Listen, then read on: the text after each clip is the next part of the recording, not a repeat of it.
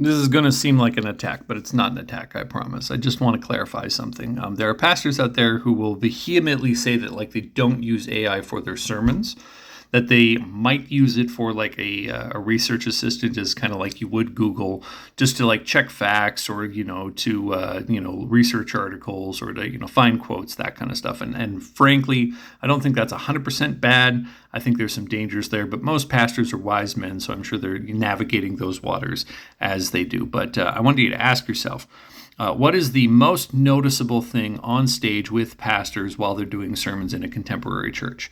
Is it them behind a pulpit or a music stand or like something that holds their iPad?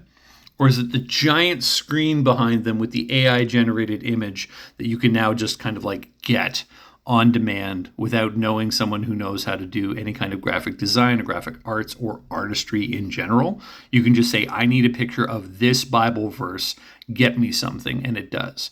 What does more teaching in the moment, the picture or the pastor? Be honest about that, because there was a time where we just preached. And now that is becoming like a standard part of how Christians understand their scriptures when taught, because pictures speak 1,000 words.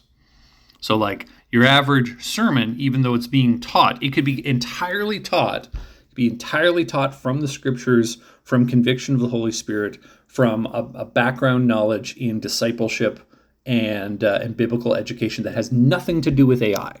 And yet if there is like a 20-foot by 10-foot screen showing an AI-generated picture of what the machine thinks the Bible is teaching, like, yeah, we give it a look before we like go on stage, but that's what's doing the teaching behind us, the screen. Because the screen is the biggest thing on the stage, isn't it? Or are you the most important thing on the stage because you're doing the teaching as a pastor? Be honest with yourself. And again, this isn't saying that you can't use technology or like media while you're preaching. I think a great example of this comes from how Jesus used a fishing boat as a pulpit and stage by putting it out from shore so that he could have distance from the crowd. The crowd could kind of be on the angle of the shore so that everyone could see him, so that he could like address the crowd. He used technology in order to do the preaching that he was doing at that time. You can use technology, you can use media in your preaching, but be honest about what's having the most effect. Are you doing the teaching? Is AI doing the teaching?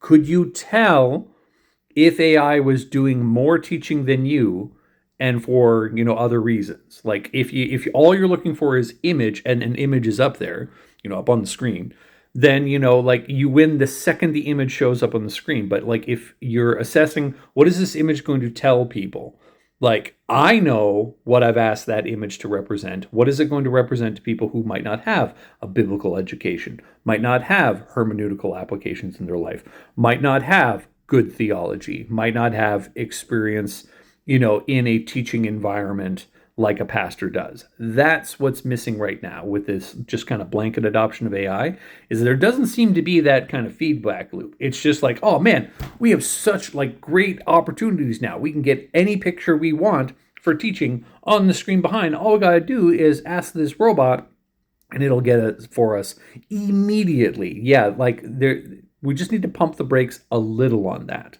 so that we're using it properly, because right now we're just using it.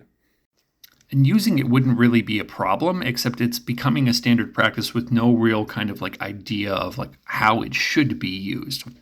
A great way to think about this is, again, Jesus using the boat. What Jesus didn't say was that all preaching has to be done from a boat on water to people standing on the shore.